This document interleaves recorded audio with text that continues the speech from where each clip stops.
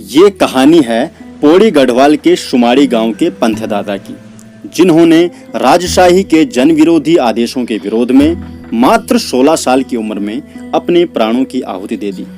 नमस्कार दोस्तों, स्वागत है आपका हमारे YouTube चैनल जड़धारी क्लासेस में। उत्तराखंड रोचक तथ्य सीरीज के इस खास एपिसोड में आज हम जानेंगे शुमाड़ी के पंथ दादा के बारे में। पंथ दादा का जन्म 17वीं शताब्दी में पौड़ी गढ़वाल के प्रसिद्ध गांव शुमाड़ी में हुआ। बचपन में ही इनके माता पिता चल बसे।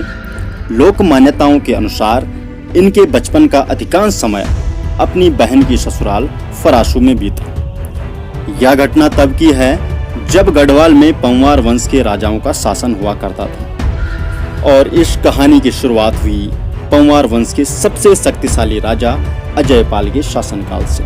गढ़वाल पहले 52 गढ़ों में बंटा हुआ था, लेकिन अजयपाल ने 52 गढ़ों को विजित कर संपूर्ण गढ़वाल को एक सूत्र में बांध दिया व शासन करने लगा। कई इतिहासकारों व लोक मान्यताओं के अनुसार राजा अजयपाल ने जब अपनी राजधानी 1506 ईस्वी में चांदपुर गढ़ से देवलगढ़ स्थानांतरित की तो उन्होंने शुमाड़ी का क्षेत्र काली जाति के ब्राह्मणों को, जो कि मां गौरी देवी के उपासक थे, उन्हें दान कर दी।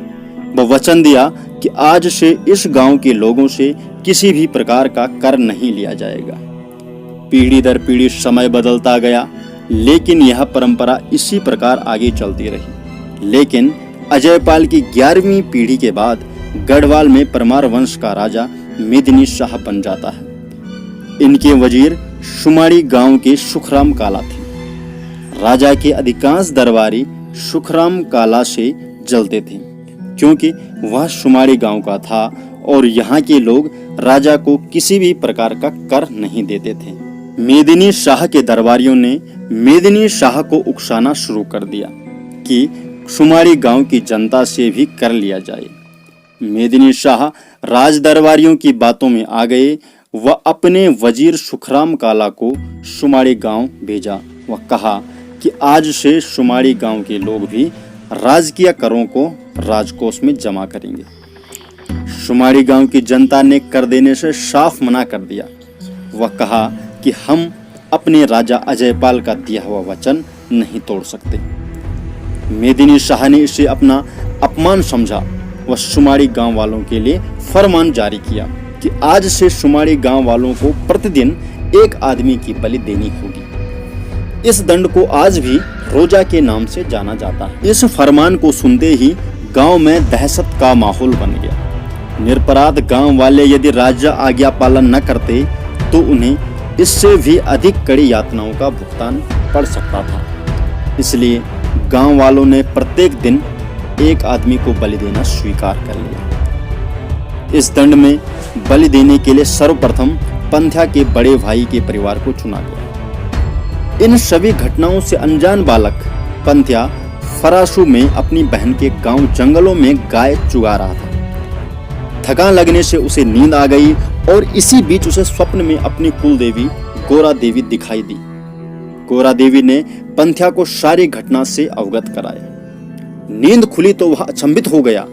वह अपनी दीदी को बिना कुछ बताए गांव जाने की अनुमति मांगी। वह रातों रात शुमाड़ी की ओर निकल पड़ा।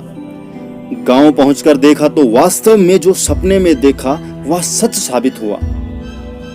पंथ दादा ने राजा के इस फरमान को प्रजा का उत्पीड़न मानते हुए मात्र 16 वर्ष की उम्र में आत्मदाह करने की ठान ली। अगले दिन वीर बालक पंथ्या ने कुल देवी गोरा देवी के चरणों में अंतिम बार शीश झुकाकर अग्निकुंड में अपने प्राणों की आहुति दे दी।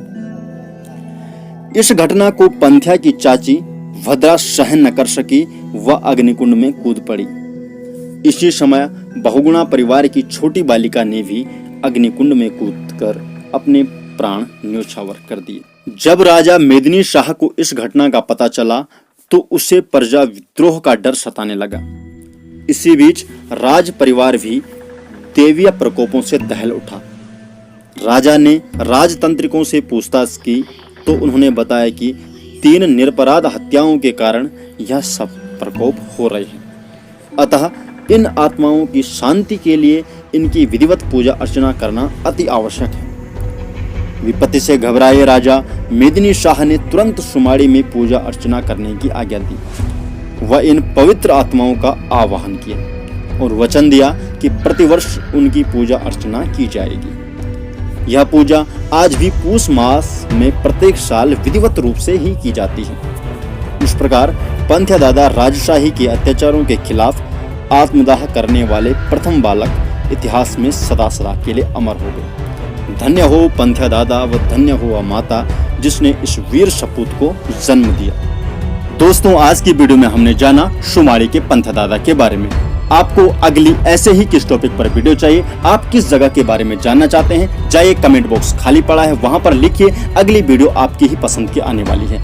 दोस्तों, अगर आपको वीडियो पसंद आती है तो वीडियो को लाइक कीजिए, अधिक से अधिक अपने दोस्तों को शेयर कीजिए और अगर आपने अभी तक हमारे चैनल को सब्सक्राइब नहीं किया तो सब्सक्राइब जरूर कर लीजिए और साथ में बेल आइकन को हिट करना बिल्कुल ना भूलें, जिससे आने वाली लेटेस्ट वीडियो की नोटिफिकेशन आप तक समय समय पर पहुंचती रहे। चलिए दोस्तों, आज की वीडियो के लिए बस इतना ही। मिलते हैं एक नई इंटरेस्टिंग वीडियो के साथ, तब तक के लिए बहुत बहुत धन्यवाद।